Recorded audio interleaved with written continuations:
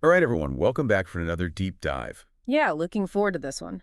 This one is pretty wild. I think people are going to be pretty interested to hear the ins and outs of this case because we are covering the capture of Caitlyn Armstrong. Oh, yeah, fascinating case. So for folks who might not remember or haven't heard about this case, this is the one where Caitlyn Armstrong was convicted of murdering the professional cyclist Mariah Wilson. Right, and it's just a really interesting story because it involves this like 43-day international manhunt, and it kind of reads like a detective novel, you know? Totally. Yeah, it's just crazy how she managed to evade authorities for so long, especially in today's world where it seems like everyone's tracked constantly. You would think, right, with all the technology and surveillance, it's almost surprising someone can disappear for that long. Right, and that's kind of what we're going to dig into today. Like, how did they actually find her? What were the tactics and the twists and turns that led to that capture?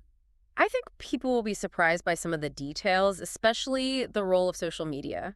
Yeah, definitely a sign of the times. But before we get into the whole manhunt thing, let's quickly set the scene for people. Armstrong and Wilson, they were both involved with another cyclist, Colin Strickland. Yeah, and authorities believe that that whole love triangle situation was the motive behind the crime. Right, so a crime of passion essentially really adds another layer to this whole thing. Yeah. So after the murder, a warrant is issued for Armstrong's arrest, and she basically goes off the grid, completely vanishes. Poof, gone. Yeah, and she doesn't just lay low. Yeah. She takes some pretty extreme steps to change her appearance, like dyeing her hair using aliases and get this. She even gets plastic surgery. Wow, yeah, that's a whole other level of commitment to disappearing. Right, makes you wonder, like, how desperate was she? How planned out was this escape? Hmm. I mean, we're not talking about just hiding out with a friend. She went all in. Yeah, it's definitely not your average fugitive behavior. I mean, plastic surgery, that's not something you just decide on the fly. Exactly. Mhm. So, she's gone. She's basically become a ghost. So how do investigators even begin to track someone down who's so determined to disappear? Well, I think it's a combination of things. You have the traditional investigative techniques, following leads, interviewing people, looking for any trace of her. But then there's also this element of understanding fugitive psychology. What do you mean by that? Well, when someone's on the run, especially after a crime like this, they crave anonymity, Yeah. right? They want to blend in, become invisible. Right, makes sense. So they often gravitate towards places that offer just that they're looking for a place to disappear in plain sight. And that's exactly what Armstrong did. So where did she end up? She went to this remote village in Costa Rica called Santa Teresa. I've heard of that place, I think. Yeah, it's beautiful, actually, really peaceful, lots of nature, very popular with tourists. But wouldn't that make it harder to find her? I mean, Yeah. tons of people coming and going constantly. Exactly. That's the Huh. challenge, right? It's like finding a needle in a haystack. Oh, so how did they zero in on Santa Teresa? Well, they were following every lead imaginable, and eventually something pointed them in that direction, maybe a financial transaction or a communication with someone who was there. It's often the smallest detail that can crack a case wide open. Wow. It's amazing how they piece all that together. But still, Santa Teresa, that's a popular tourist destination. You said hostels, people constantly coming and going. How do you even begin to look for one person in that kind of environment? And that's where their strategy takes a really fascinating turn because they knew Armstrong was passionate about yoga. Yoga, okay. Yeah, they did some digging on her background and found out she was a yoga instructor before all of this happened.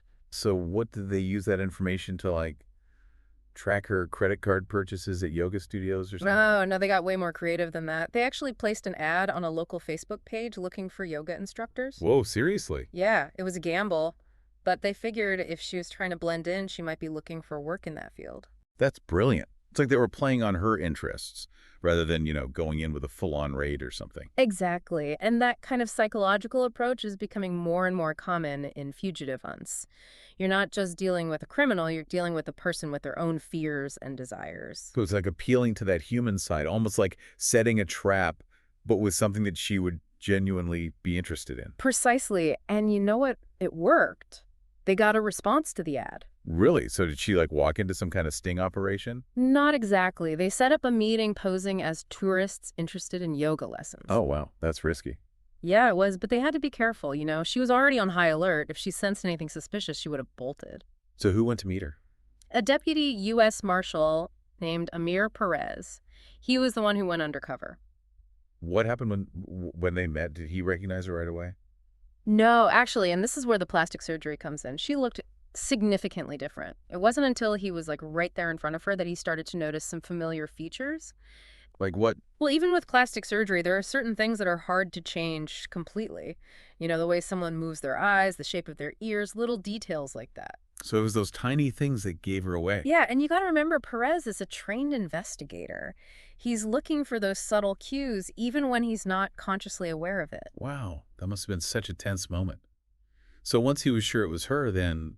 They moved in quickly and arrested her right there. So that was the end of the line for her escape. Yep, after 43 days on the run, she was finally caught. And then she was extradited back to the U.S. to face trial. Exactly. And, ultimately she was convicted of murder. It's crazy to think about everything that led up to that moment, from the crime itself to the elaborate escape and then the ingenious way they caught her. It really is a wild story. And, it's easy to get caught up in the whole cat and mouse chase aspect of it, but we can't forget about Mariah Wilson. Right. She was an incredible athlete and, by all accounts, a wonderful person. And her death sent shockwaves through the cycling community. It was a huge loss. It's a reminder that behind all the headlines and the dramatic twists and turns, there's a real tragedy, a life lost, and a community forever impacted. Absolutely. And I think that's something important for us to remember as we discuss these cases. For sure.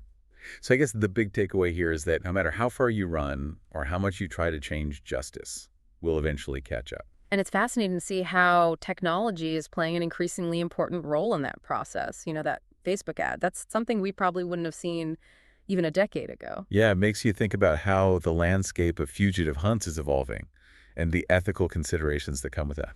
Definitely something to ponder. So there you have it, folks. That wraps up our deep dive into the capture of Caitlyn Armstrong. Thanks for joining us, and be sure to tune in next time for another deep dive into a fascinating case. Until then, keep those detective hats handy. You never know what we'll uncover next. See ya. Bye. Bye. Bye. Bye.